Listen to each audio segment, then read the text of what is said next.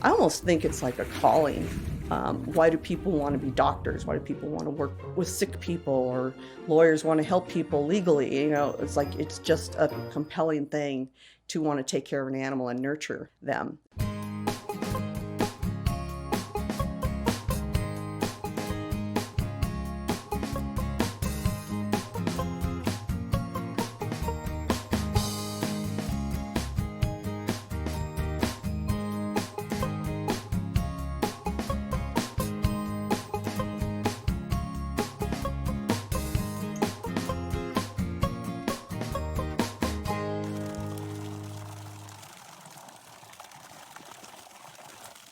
During the summer, Big Bear has so many cool things to do, both around the lake and in nearby cities. One of the best family-friendly spots is the Big Bear Alpine Zoo. The really neat thing about this zoo is it's not just a zoo, but a rehabilitation area for the animals. It's not just a traditional come and look at the critter zoo. Oh no. We're one of 2 alpine zoos in the United States, by the way. Big Bear Alpine Zoo opened in 1959 after a devastating wildfire tore through the San Bernardino National Forest. Initially, it was not a zoo, but a safe place for injured animals to rehabilitate and get a second chance back in the wild. For many of these animals, returning to the wild is not an option, as they've been imprinted by their human caretakers or were too injured to take care of themselves. What don't I like about this zoo? It's small, so it's much more intimate. We have a really great collection of animals here, a lot of indigenous animals, for the exception of our snow leopards and a couple of other little rescues. I just like that it's a little more personal. It is one of only 2 alpine zoos in the United States. And we are one of only 2 zoos in the country that is located at an alpine elevation. We're also the largest zoo in the county and the most populated zoo in the county, so we're pretty happy about that. 90% of the animals brought to the zoo for rehabilitation are successfully released back into their native environment. The wow factor is still not lost on me every single day. I get to work with snow leopards. How cool is that? And they pay me to do that. I would do it for free. Just, don't tell my boss that. We're also unique because we provide rehabilitation resources for the county. So when an injured, sick, or orphaned animal comes to the zoo, our goal is to get them better and get them back out into nature without being imprinted and completely independent. In 1959, a forest fire engulfed the San Bernardino National Forest, injuring many animals that required care. A makeshift hospital rehabilitation facility was set up on land where the zoo currently resides. An orphaned 30-pound baby black bear and 2 bobcats were the first residents of the future zoo. Of course, being an alpine zoo so high up does have its challenges. But the challenges up here are obviously the weather, and I've never had to shovel so much snow in my life. You find something you love to do, it doesn't feel like work, even though it is a ton of work just to get through your day here. But it's a dream come true. It's a dream job. I love the people I work with. I love the animals I work with. Even on the hardest day here where you can't feel your fingers because it's so cold, or you've fallen and you've hurt yourself, or just any number of things. Zoos haven't always had the best reputation. Many say that animals are not meant to live in cages or behind bars. They say the same misery and despair that humans feel when they're locked up in prisons and in jail cells are felt by the millions of animals around the world that are caged in zoos. The only difference is that these animals have done no wrong and have committed no crimes. A lot of people, they have a negative view of zoos, and I did too at one point, because there was a time in this country where zoos were not very nice places. In the wild, animals like lions, wolves, or polar bears would roam hundreds, if not thousands of miles in search of food or a mate. The territories of some of our most loved apex predators are so vast that it is impossible for any kind of zoo or safari park to even come close to replicating it, especially when the focus is on profit and public entertainment. But with That older generation dying and new generations coming up and being a little more educated, understanding the role of conservation that zoos play, really changed the culture of zoos. There's definitely some sentiment in people's minds that animals in captivity in a zoo environment is a bad thing. However, zoos like the Big Bear Alpine Zoo are fighting to change those perceptions. They're no longer these entertainment areas. They're actually almost like just a scientific thing and a good home for animals that are ambassadors for their cousins out in the wild. I mean, yeah, they exhibit animals and they make money off of doing that, but there's a whole host of other things that, you know, a lot of people don't realize. The conservation efforts, the outreach, the education, the conservation efforts that animals are making. Look at the California condor. What was there, like 30 or 40 individuals 20 years ago? And through all the efforts at the San Diego Zoo, there's like 500 or so now. So, I mean, they were on the brink of, you know, extinction. Zoos do a lot of work to trying to remedy those situations. There is not a soul that works for the Big Bear Alpine Zoo that wants to see an animal in a bad condition. Anyone who believes that animals shouldn't be in zoos or that zoos shouldn't exist should come see for themselves. There's a lot of people who would never know anything about wild animals unless they saw them and were educated about them. So we're educators as well. The zoo started in 1959 with a black bear and 2 bobcats. There was a local fire and some animals were injured, and so they were brought to this location and makeshift cages were built in order to take care of them. Over time, the zoo grew and the county took over through Parks and Recreation, officially in 1960. And the zoo has, during that period, focused on providing an opportunity for guests to see animals up close, and also the opportunity to rescue and rehabilitate injured, sick, or orphaned wildlife. A neighbor of mine told me that there was some little tiny zoo across from Bear Mountain. I was like, really? I've been coming up to Big Bear for years, and I never knew there was a zoo up here. At that point in my life, I think I was not the hugest fan of zoos, to be completely transparent. I think the last time I left the LA Zoo, I left pretty depressed. Just got a different feeling here. I think I connected right off the bat with this American badger named Lotus, who I walked up to her enclosure. She immediately came up to the fence, crawled the fence, showed me her belly, and I felt that sort of instant connection. When you work with animals, you know, at some point you're gonna get that, you know, sort of aha moment, where you're like, oh my God, I feel this sort of connection to her. I walked around the zoo for about an hour and a half maybe, came back into the front office, right off the bat talked to the cashier and said, are you guys hiring? I found out when I got here that the zoo was really behind the times in a lot of different areas. And so we had to go back to basics in terms of animal welfare, nutrition, record keeping, diets, guest engagement, all of the major things that you can think of when it comes to how a zoo runs. We're constantly, you know, weighing our animals. We get weights on our animals pretty routinely and constantly tweaking their diets based on, you know, weight gain or weight loss or what type of season it is or what their body conditioning score looks like. Probably six of the animals I work with are currently on some form of diet. It's a great job. I don't think a lot of people can do it well. I happen to really take to it really well, but you have to be physically strong. You have to be emotionally strong. You know, we lose animals on occasion. Animals pass away, and it's devastating. You know, we bond with these animals. I'm with these animals more than I am with my pets. So when you lose an animal, you know, you grieve for a few minutes or more, but then you got to go on about your day because I have 25 other animals that are counting on me to bring my A game, you know? While the Big Bear Alpine Zoo is certainly awesome, it's not appropriate for every kind of animal. Not advised to have a warm weather animal. They're not going to do well up here. So we're not going to take a tropical animal up here, like say a tiger or something. Although there are some tigers that live in cold weather, but you're not going to have like a born-in tiger here. You might have a Siberian or Amur tiger up here. But again, you have larger zoos that have better facilities to accommodate an animal like that. So we take mostly indigenous animals or animals that survive in a similar environment. The Big Bear Alpine Zoo is known especially for its animal enrichment activities.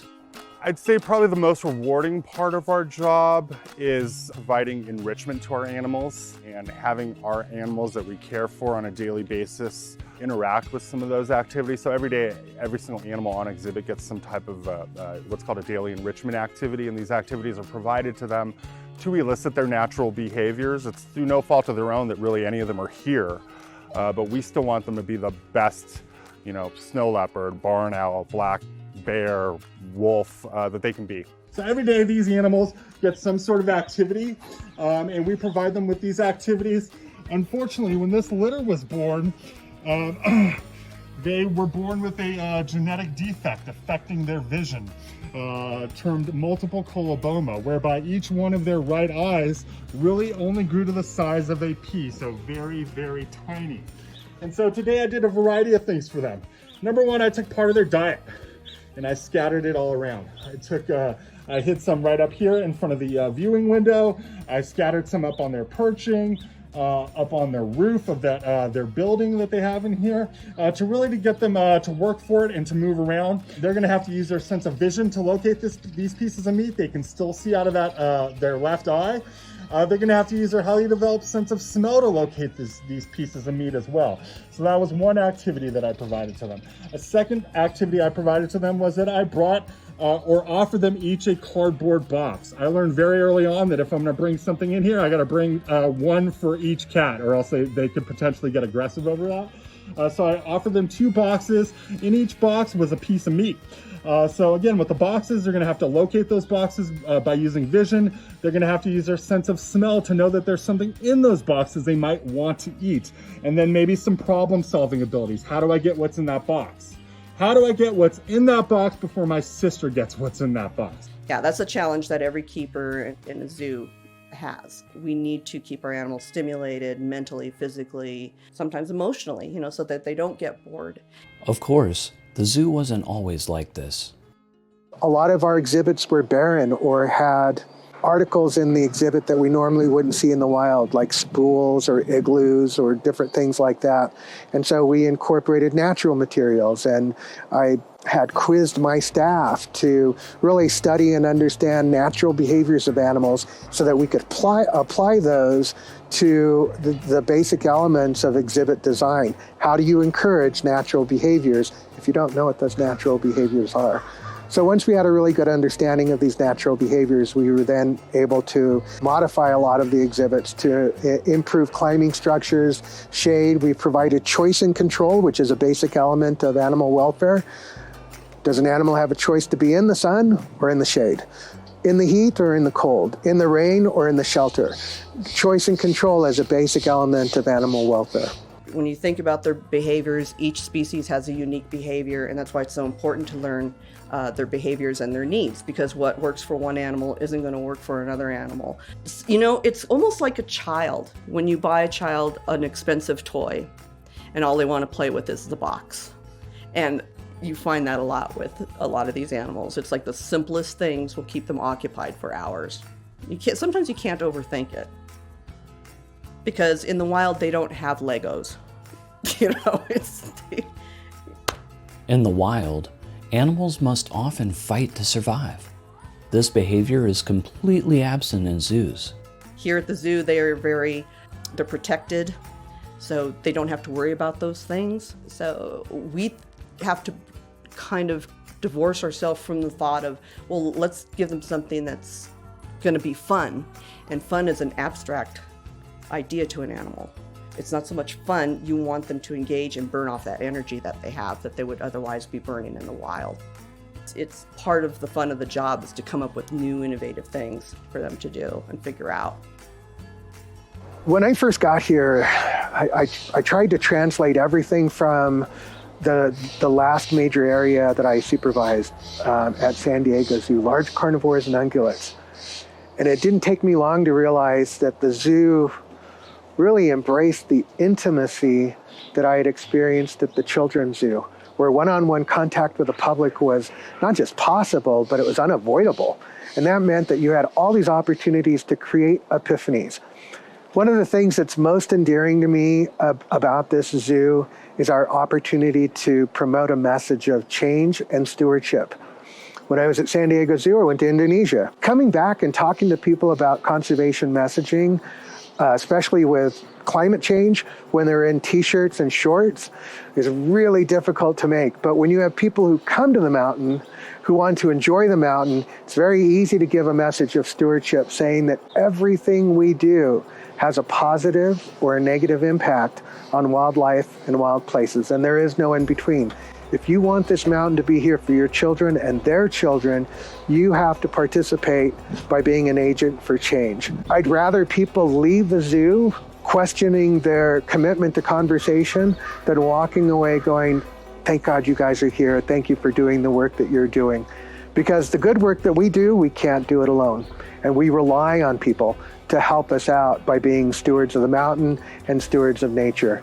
We have approximately 17 people that work here at the zoo, and all the work that we do in rehab and rescue is finite. We have a limited number of hours, limited number of staff, but we have 150,000 people who come to the zoo every year.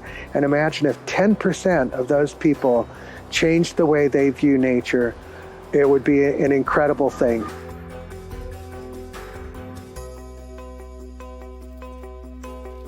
For those who work at the Big Bear Alpine Zoo, their message of the importance of stewardship is one that is very important, especially when it comes to animals that have been negatively impacted by human interaction. Everything we do has a positive or negative impact. And so when you build a road, you divide a forest. When you build a house, you uproot trees. When you drive a car, you create pollution. So we're resource hogs as humans. And yet we share resources with Mother Nature and the animals. The zoo is a great place for us to remind people that when humans come in contact with Mother Nature, there is no janitorial service. So when you get ready to leave on Monday morning or Sunday night, take your trash out with you. Don't just leave it out on the curb, because pickup won't be till Thursday. If you do that for 4 days, leave your trash out, chances are coyotes, raccoons, or rodents will get into it, and it will create an opportunity for a negative confrontation or a negative impact. Once they are rescued and imprinted, these animals cannot be released back into the wild. So if they can't, I want to be part of their care, and I want to be part of the people who really want to give them a high quality of care as long as they're going to be in captivity. Wild animals are best when they're kept wild. And if you acclimate an animal to human presence, they end up here. And we have several animals that, because they were hand raised by humans, they become imprinted. When they become imprinted, they lose their fear. And when that happens, then they get bolder and bolder and bolder, because in many cases the motivation is food. So if you feed raccoons on your deck, or you put cat food on your deck for stray cats, skunks or raccoons will definitely lose their sense of fear, and then the next thing you know, you have a raccoon or a skunk problem. Definitely they end up losing in that case. We have a lot of different animals here that have been impacted by humans in one form or another. Nature is a good way of balancing everything, and then we screw it up when we get involved. The Big Bear Alpine Zoo hosts many animals with incredible stories. Every animal has a unique story. Our grizzly bears were dumpster divers in Yellowstone, and they were 3 strikes offenders. They certainly were facing a untimely death by authorities, because the last thing you want is to have a bear be comfortable coming into human areas. And that's when you're going to really find a lot of trouble. I mean, the bears are pretty hard to beat. They're so smart. For example, targeting, getting them to touch the end of a target stick. All 3 black bears that I work with figured it out pretty much on the first day, within the first 20, 30 minutes. Versus the coyotes that I've been working with for the better part of a couple of years, still are pretty hit and miss with that target. Much more skittish, much more reluctant towards me specifically. There's other keepers where they don't feel as maybe intimidated by. I'm the only male keeper here, so I'm woefully outnumbered. But some of the animals will react differently to different individuals. I'd say, yeah, probably black bears are some of the ones that I'm closest with. And then maybe Bonsai the coyote. It's pretty cool too, yeah. That's awesome. Yeah. Probably one of my favorite stories is Baby the bobcat. And she came to us as a 10-week-old bobcat whose mother had left her while she had carted off with her sibling during a time when folks out in Temecula were doing some fire clearing. The guys that were doing the fire clearing ended up leaving her there for 24 hours, hoping that the mom would come back. When the mom didn't come back, they rescued her. They took her to a nearby shelter. They contacted us. And I had just started. And when I was at San Diego Zoo, I ran the children's zoo, which part of that was the nursery. And we had learned a few years earlier that having interactions with neonates tended to promote bonding and imprinting. And so we were trying to move away from that. And we have this whole scientific method of doing hand rearing with a lot of different mammals that we have at San Diego Zoo. And so when Baby was brought to us, we did everything by the book. And I was really excited because here is my opportunity to take the stuff I'd learned and applied it in a scientific way. We had a camouflaged fleece blanket. We had a hole put in it and the nipple of the bottle placed. And so she wouldn't see us. She would just see the blanket. She'd come up and knead on the blanket and suckle off the bottle. Everything worked well until we weaned her. When we got her on solid food, she figured it out really quickly, started pacing and purring and getting really excited to see us. And we realized that we had never been able to avoid that imprinting. And so we had to make a very hard decision. We could not release her back in the wild because an imprinted animal is not afraid. So if you're sitting at the table eating your bucket of Kentucky chicken at the park, she'd jump on that table and challenge you for it. Whereas a normal bobcat would wait until you left, then look around for scraps and try and avoid contact with you whatsoever. So that fear factor is really, really important. The other thing with Baby was we didn't want to put her back out in the wild if she was dependent on humans. So we kept her as an ambassador. And then later on we learned, because we got 2 more baby bobcats in, I went back to my roots at San Diego and we applied the same thing before. We kept Baby. We placed the 2 young bobcats in a cage next to her. They had visual contact with each other. We were the bad guys. And so every time we would go in to feed or clean, we made sure that we were viewed as the bad guys. They focused on Baby. So serendipitously, what we thought was a failure with Baby turned out to be a success story with these 2 bobcats. And then I found out that we actually had never released bobcats from young neonates to adulthood. And this was the first time that we were able to do it successfully. And so we did it because of the failure that we had with Baby turned into a success with 2 wild bobcats. One of my favorite stories. We used to do a feeding tour years ago, and we don't do that anymore, primarily because I felt that all staff should give keeper presentations and talk about animal behavior, provide enrichment, and then interpret the enrichment and their response to enrichment. Being able to talk about animals' natural behavior is something that we're primarily charged with. It's what we're supposed to do in order to introduce our guests to these amazing animals. So when we do enrichment for an animal, enrichment is based on the ability to elicit specific natural behaviors. What a great place to talk about it during an enrichment activity, to have all these people standing in front and saying, can you see what the animal is doing right now? This is part of what they normally would do in the wild. And so what we do is we make that strong connection, and we eliminated those walking tours because they didn't really focus on that.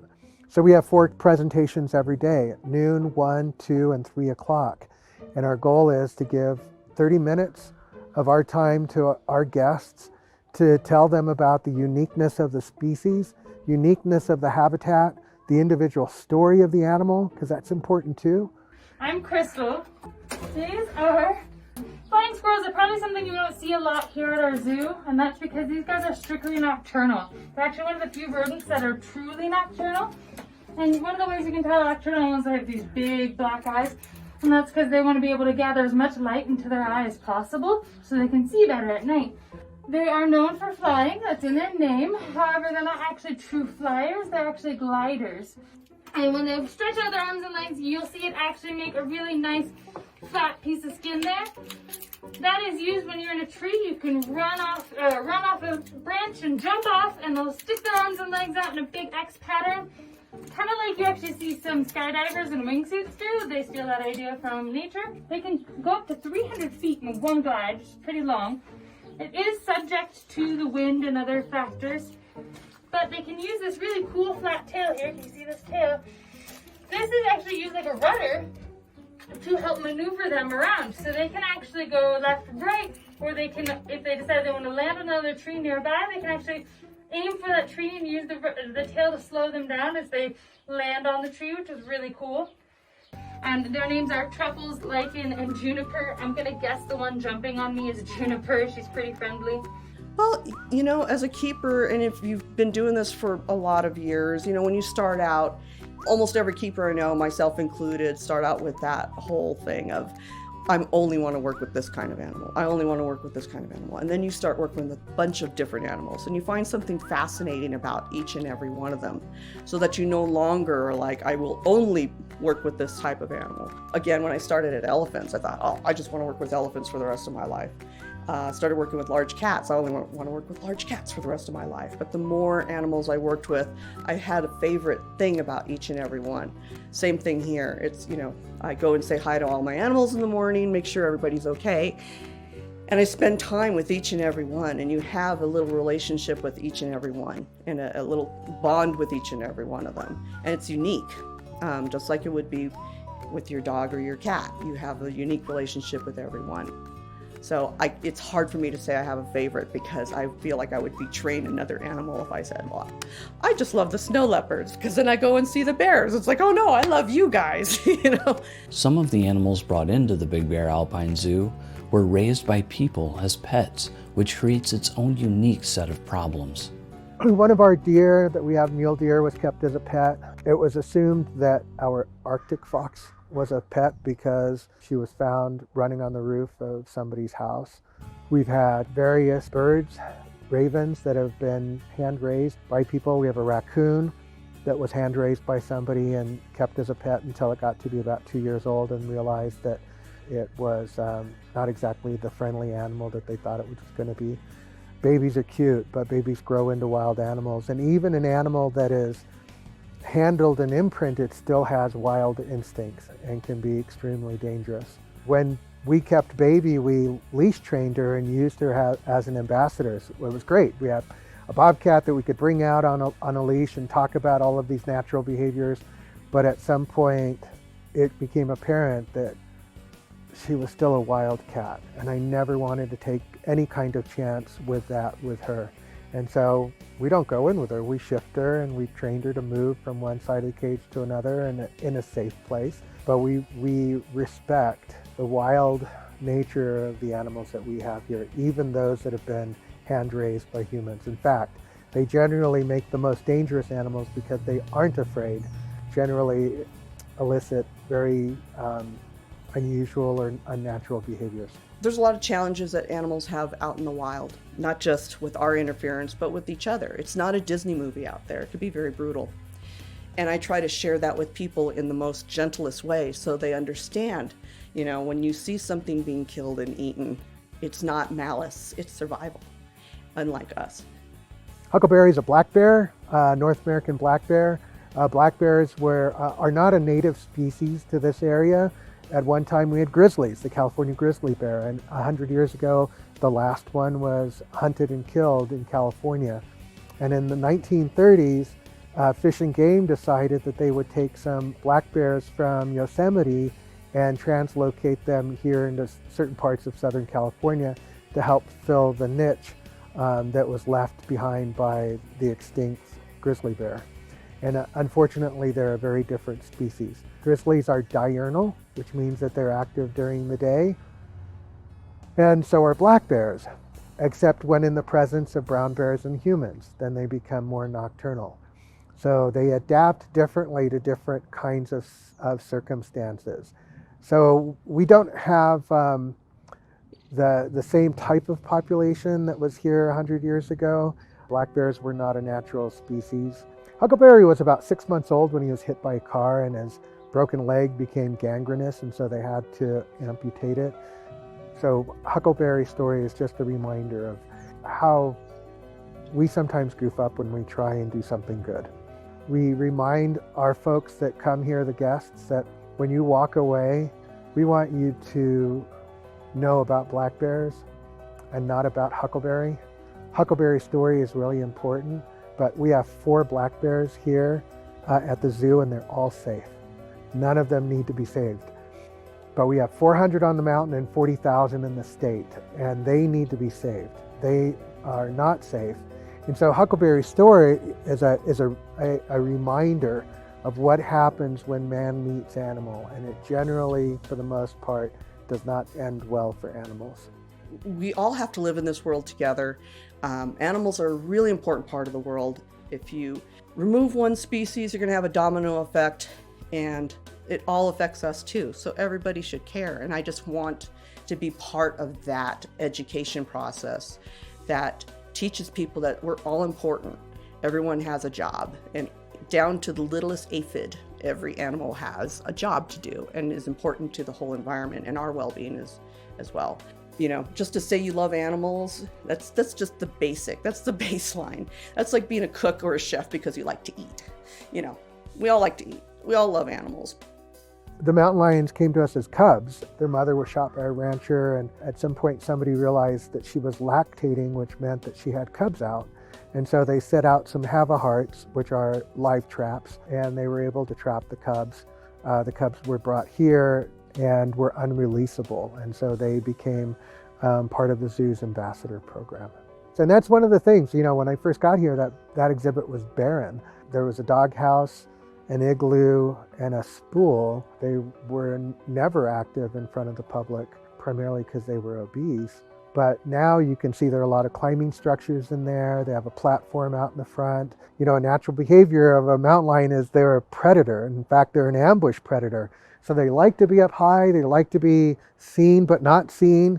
You know, these are really important welfare things for an ambush predator. So when we redesigned that exhibit, we kept all these things in mind, and it proved to be a very successful move for us. At LA Zoo, it was pretty much in a sea of keepers, and even though we had kind of a community of keepers, culturally, I felt a little more, I don't want to say disenfranchised is not a good word, but just like I didn't have as much of a voice. Here, I feel like I have a little more of a voice here, and it is because we are a smaller zoo. So there's a lot more responsibility placed on each one of us, whereas there was a lot more chiefs over at LA Zoo. But 2 great institutions, no matter what.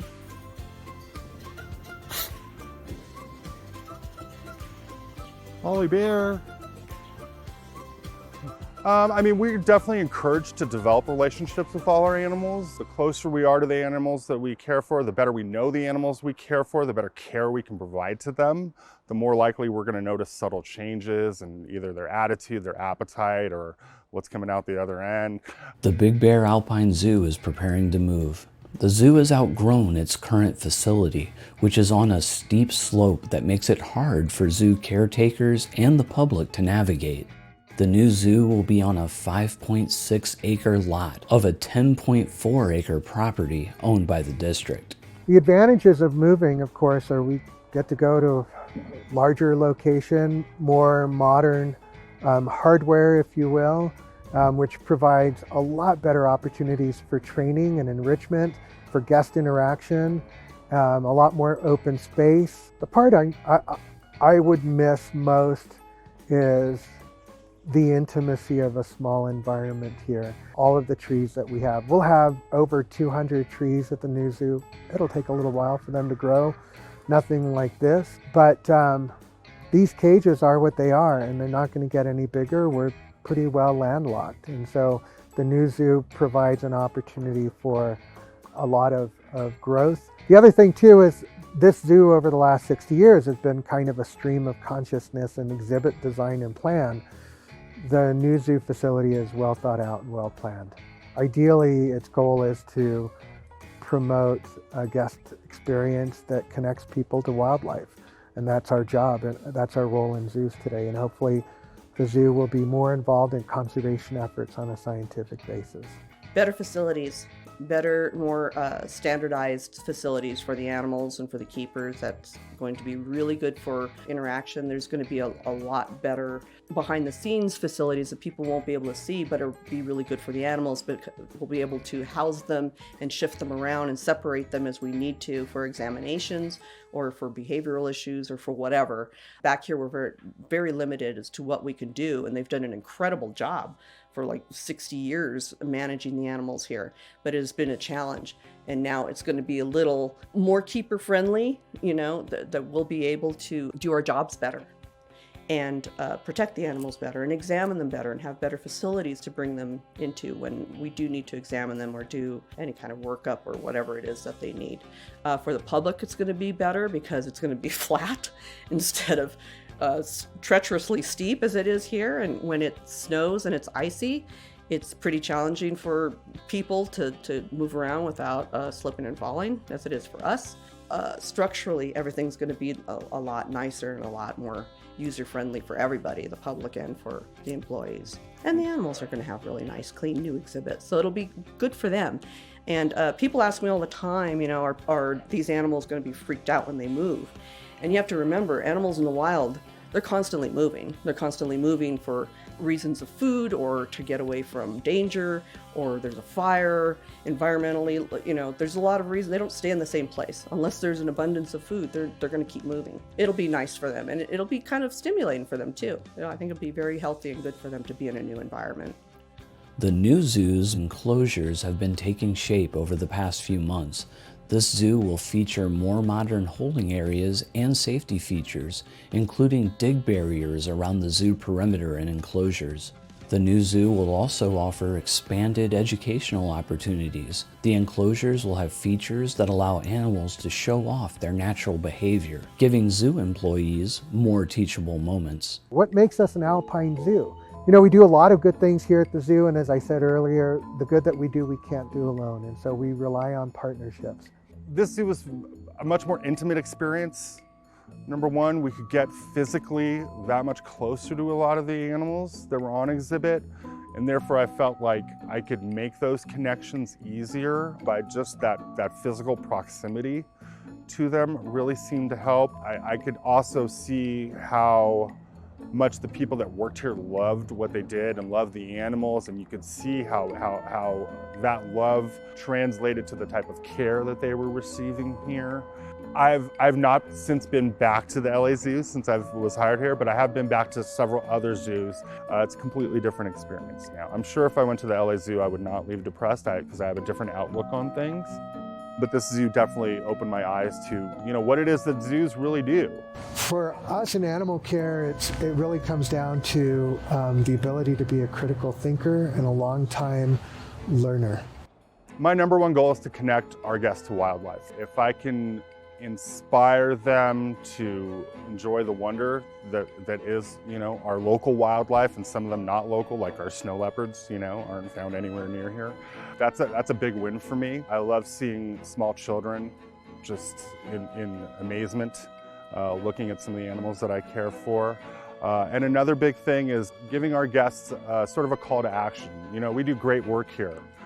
We've saved thousands of animals' lives over the last 60 years or so, but we can't do it alone. You know, we need our guests to help us as well. And so everything they can do to be environmentally friendly by being eco-consumers, knowing where your products are coming from that you buy, being better stewards of our land. We're kind of like a sky forest, and we're a good sort of litmus test or barometer on how the environment is going, you know? So when, you know, things start going bad, you know, up here, we know it's going to trickle down into other areas. You know, we're at a tipping point on our Earth. We need to make a paradigm shift in how we see the world. We have limited resources on this planet that we have to share within, you know, amongst ourselves as humans and with the wildlife as well. It's not just our planet. So everything you can do to be environmentally friendly, I'd say, would be a step in the right direction. It's a whole big ball of just wanting to take care of animals because I just respect and love nature so much. I want to be part of that, and educating people who don't normally, it's not in their wheelhouse, and it's not in their, they're not living it every day. Just so they walk away from here knowing just a little bit more and appreciating nature a little bit more and what we do a little bit more and understanding. I never always wanted to be a zookeeper, but being close to nature was something that was always in my family. So growing up, I grew up in Virginia. Being in the woods was something we always did and we used as our playground. Later on, when I was in the first grade, we went on a field trip to the Natural History Museum at the Smithsonian Natural History Museum. And when you walk into the foyer, there are these large elephants. And I was so amazed. And remember, I'm in the first grade. I looked up, I walked around, I looked up, I walked around. I stayed there while the rest of the group moved on.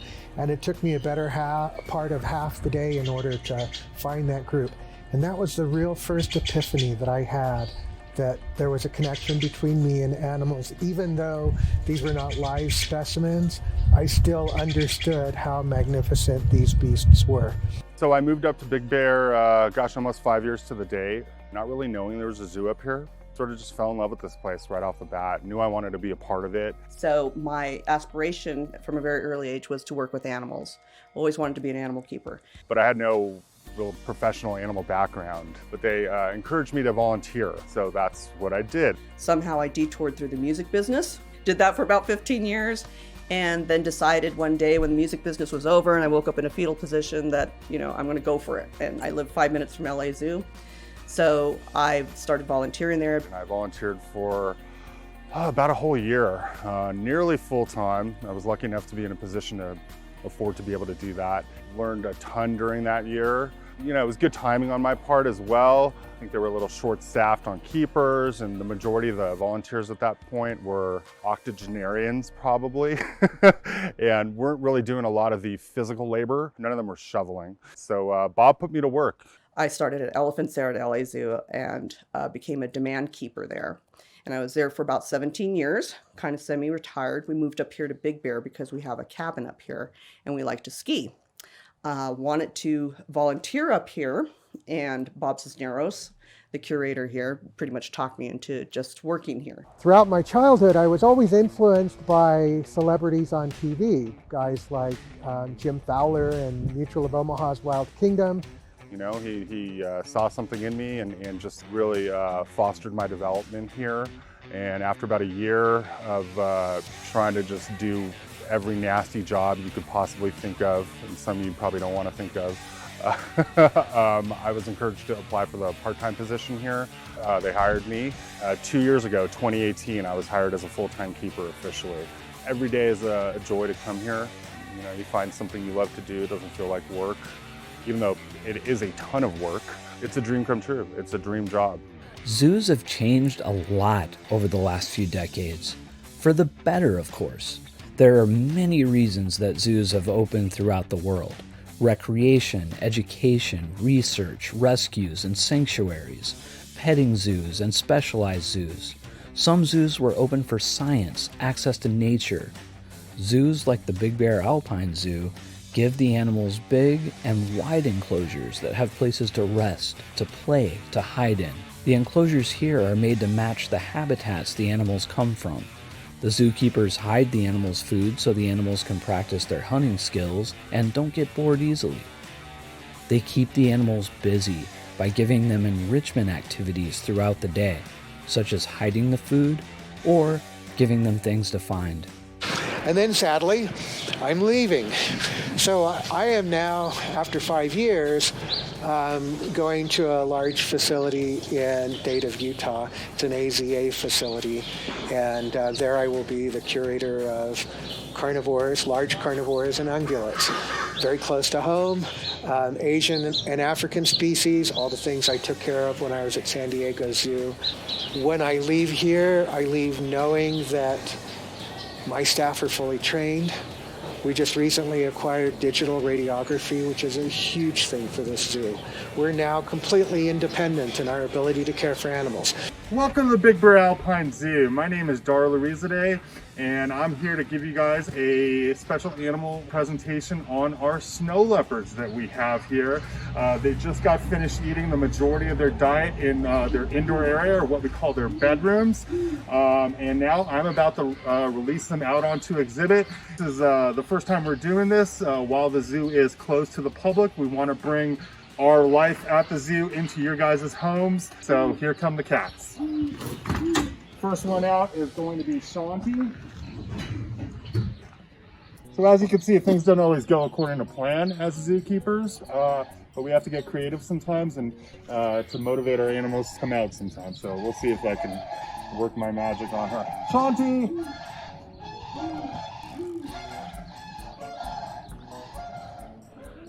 There we go. Okay, so sometimes we have to wait it out for our cats to come on out. But as you can see, Shanti has exited her bedroom. As soon as Shanti gets a certain distance away from the entry, that's when I will release her sister out of her bedroom. And so she seems to be far enough away, and I will go ahead and do that.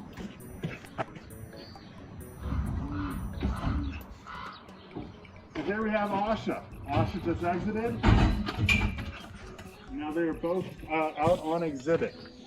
So let me give you a brief intro on the cats that we have here. They are 7.5-year-old sisters from the same litter. Their names are Asha and Shanti. Asha and Shanti were originally born in the Woodland Park Zoo in Seattle. So they were born in captivity. That facility has a very successful snow leopard breeding program. And so in order to free up space at that facility, these cats came to the Big Bear Alpine Zoo about 5 years ago to live out their lives, essentially. We were chosen specifically as a facility for them because of our alpine elevation. We're at about 7,000 feet above sea level, definitely within their elevation range. They tend to do really well up here, especially during the winter time and late fall and early spring when the weather is cooler. We tend to get sub-freezing temperatures for about 6 to 7 months out of the year up here. We tend to get a good amount of snow as well. This last winter that we recently just went through, we got easily well over 12 feet of snow at this elevation. So definitely an ideal environment for them up here. Flip side of that is during the dog days of summer, like July, August, September, these cats are not going to be very active. Just imagine wearing a really, really heavy duty fur coat on a really warm day. You're not going to want to do a whole lot. So on those warm days, they tend to remain inside quite a bit because it's going to be cooler in there. Once it reaches a certain temperature up here, then we can use the misting system in this enclosure. That misting system drops the ambient temperature by several degrees in here, making it more comfortable for these cats. So that's essentially how we acquired them. So snow leopards are really incredible animals. They have a lifespan in the wild of about 8 to 10 years if they're lucky. It is a rough life out there. Under managed care inside of a zoo, they're going to double their lifespan. So about 16 to 20 years in captivity. For a variety of reasons are they going to extend their lives in captivity. Number one, they're going to get fed consistently. Number two, there is nobody hunting them in here. Number three, they're going to get medical treatment when and if they need that. I believe the oldest snow leopard on record in captivity was 26 years old. So that's a pretty old cat. Tibet, Nepal, India, China actually has the largest population of snow leopards, but they can also be found in Mongolia, Afghanistan, Uzbekistan, so that whole part of the world. And they tend to live at elevations above 5,000 feet. And they can survive from 5,000 feet all the way up to 20,000 feet above sea level, which is pretty high up there. But in order to be able to survive at those extreme elevations and hence those extreme temperatures, they need to be well equipped anatomically. So number one, check out that coat. That fur that they have is incredibly well insulated. It allows them to maintain their body temperature under extreme conditions. Also the coloration on the coat, the grays, the whites, the tans, mixed together with the pattern of rosettes, those are not called spots, those are called rosettes, allow these cats to blend in incredibly well in their environment. Even in this enclosure, sometimes they could be sitting right on top of that rock that's jutting into the pool, and depending on the time of day, the way the sunlight's playing through the trees, I could be staring right at that rock and not even notice the 1 or 2 cats that are laying on top of it. That's how well they melt into their background. But those beautiful coats that you guys are looking at right now, that is also one of the main reasons why there's so few of them left. Human beings have been hunting and persecuting these beautiful creatures out of a personal desire for their fur or for the fur trade. It's a pretty terrible thing to do to these cats. I'm just going to say let the snow leopards keep their fur. It looks a whole lot better on them than on anybody else. Another part of their body that helps them to survive and thrive are their tails. I don't know if you guys noticed how massive those tails are. Those are just about the longest and biggest tail on any cat. And those tails serve many different functions. Number one, it's going to provide them with excellent balance. A lot of the terrain that they're most active on, hunting on, moving about on, are going to be these steep, rocky, cliff type situations where they're going to need excellent footing and excellent balance just to literally stay on the mountain. Those tails provide them with that balance and allow them to navigate what would otherwise be unnavigatable terrain. Those tails also serve as a fat storage. So during the winter months when food sources are scarce, they can rely upon the fat that's stored in their tail to get them through a slow period as far as prey is concerned. Those tails also help them to keep warm. So if it is an especially cold day or night and their coats aren't keeping them warm enough, they will actually take their tails and wrap it around themselves, almost like a shawl or a scarf. To maintain even more of their body temperature. Finally, and this is probably the coolest thing about their tail, is that those tails help them to breathe easier. I know a lot of you are thinking, wow, that sounds really strange. But just imagine you're living at 18 to 20,000 feet above sea level. The air and the oxygen at that altitude is going to be incredibly cold. It's going to be uncomfortable, if not painful, to breathe out directly into your lungs. So these cats have figured out that if those conditions arise, they will actually take their tails, whip them around, and put them in their mouth, and then clamp down on the tail lightly with their teeth, and then breathe the oxygen over the fine hairs that are on that tail. That acts like a filter, thereby warming up the air before it hits their lungs, making it more comfortable for them to breathe. I think that's pretty remarkable that they figured that out. So as you can see, tails incredibly important to these cats. Another part of their body that helps them to survive and thrive are their paws. I don't know if you guys noticed how massive those paws are. That is not accidental. So these cats have these big wide paws so that they can navigate winter type climates and weather. So those big wide paws act as homegrown snowshoes. So because of those wide paws, they can it allows them to displace their weight over a greater area, meaning that when there's snow on the ground, they're not going to sink that much in the snow. They're going to be able to walk or run on top of that snow. Whereas the prey they most commonly hunt are going to be animals with hooves. As you can imagine, animals with hooves don't do well in the snow. They're going to sink in the snow, making them much less mobile and agile in comparison to these cats. So big time competitive advantage they have. So as you can see, the heavily insulated coat, the super long tail, the big wide paws really allows these cats to not only survive, but thrive in what is probably one of the most unforgiving parts of planet Earth. That Himalayan plateau is incredibly hard to survive up there.